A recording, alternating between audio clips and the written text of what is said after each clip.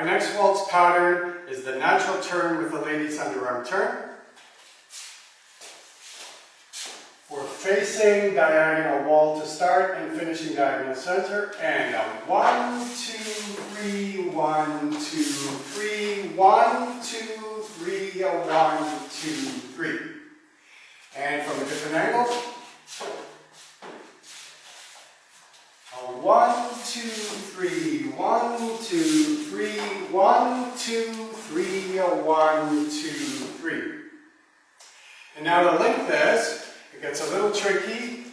We're going to link it from a reverse turn, underarm turn into a natural turn, underarm turn.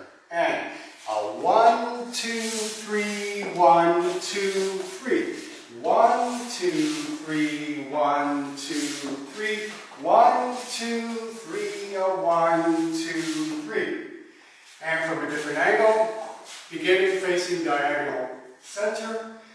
1, 2, 3, 1, 2, 3, 1, 2, 3, 1, 2, 3, 1, 2, 3, 1, 2, 3.